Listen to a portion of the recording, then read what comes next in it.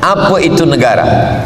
Maka rukun negara ada 5. Yang pertama ada rakyatnya, yang kedua ada kawasannya, yang ketiga ada ulil amri pemimpinnya, yang keempat ada hukum hakam yang menjadikan pedoman, yang kelima diperakui oleh negara lain, barulah dia disebut sebagai negara.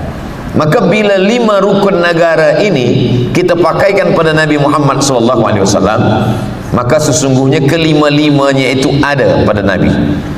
Ada rakyatnya, itulah dia Muhajirin dan Ansar. Ada kawasannya, itulah dia Makkah dan Madinah. Ada perundang-undangannya, itulah dia Al-Quran dan Sunnah. Ada ulil amrinya, itulah dia Nabi Muhammad SAW, Abu Bakar, Umar, Talhah, Zubair, Aisyah, Usamah bin Zaid, Abdurrahman bin Auf, Zaid bin Thabit. Ada sekretari, ada yang menulis, ada translator yang menerjemahkan khutbah-khutbah Nabi, itulah dia Zaid bin Thabit. Lalu kemudian diperakui oleh negara lain, maka Nabi mengirim surat kepada penguasa Mesir yang saat itu bernama Jirjis, panggilan dia Muqawqis. Nabi berkirim surat kepada penguasa Mesir, Nabi berkirim surat kepada penguasa Persia, namanya yang dikenal dengan Syahid Shah, raja segala raja, Kisra namanya.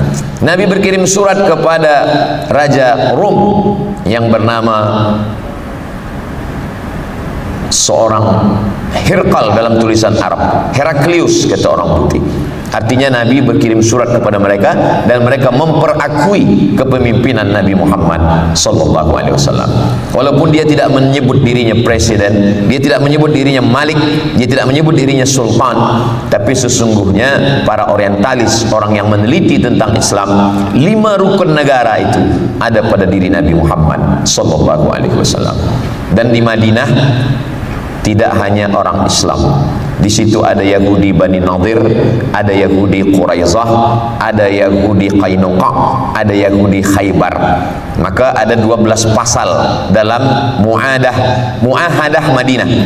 Sesiapa saja yang datang dari kota Makkah ingin merosakkan kota Madinah, maka orang Madinah bekerja sama walaupun dia tidak Islam untuk membela kota Madinah. Sesiapa saja yang datang dari kota Makkah ingin mengganggu orang Madinah, terjadi perang, maka semua pembiayaan uang untuk perang ditanggung oleh penduduk Madinah walaupun dia tidak Islam.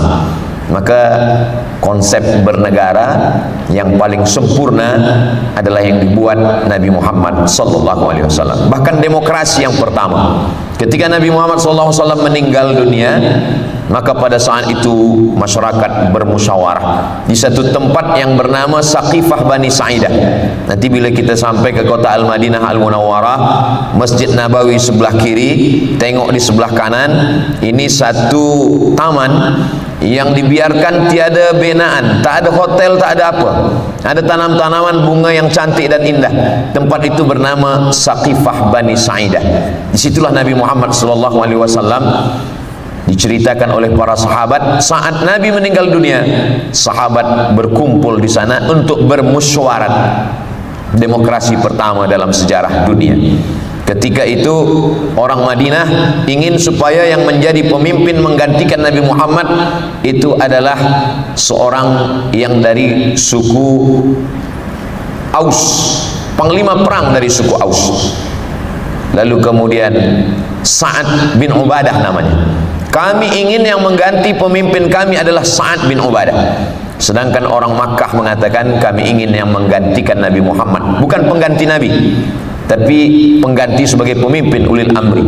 Yang menggantikan Nabi adalah Abu Bakar Siddiq, yang menggantikannya adalah Umar bin Khattab. Maka saat itu mereka membacakan hadis Nabi, Al-A'immah min Quraisy, pemimpin itu dari Quraisy. Sahabat membacakan hadis yang lain, Minnal amir wa minkumul wazir, yang menjadi amir pemimpin adalah orang Quraisy, yang menjadi wazir penolong-penolongnya, pembantunya adalah dari kalangan yang bukan Quraisy. Maka dengan demikian Sa'ad bin Ubadah pun kalah. Yang menang adalah Umar bin Khattab. Musyawarah pertama di dunia untuk mengangkat pemimpin dengan cara wa amruhum syura bainahum. Lalu selepas itu Umar berkata, ada yang lebih layak daripada saya. Yang lebih layak itu adalah Abu Bakar Siddiq. Mana dalilnya? Sebab manakala Nabi sakit, yang diangkat menjadi imam salat adalah Abu Bakar Siddiq. Imamatun sughra, imam kecil salat, itu menunjukkan imamatun kubra, imam besar sebagai pemimpin negara. Maka Islam mengajarkan memimpin negara, ketaatan kepada pemimpin bagian dari ketaatan kepada Allah dan Rasul. Kalau kita tengok dalam ayat, ati'ullah, taatlah kepada Allah, wa ati'ur Rasul, taatlah kepada Rasul. Yang ketiga, wa ulil amri, taatlah kepada pemimpin. Pemimpin yang bagaimana? Dalam ayat sebelumnya sifatnya ada dua. Innallaha ya'murukum an tu'addul amanat. Kalau dia meletakkan amanah ila ahliha, dia orangnya amanah. Wa idza hakamtum bainan nas, kalau dia menetapkan hukum hakam, antahkumu bil adli, dia bersikap adil.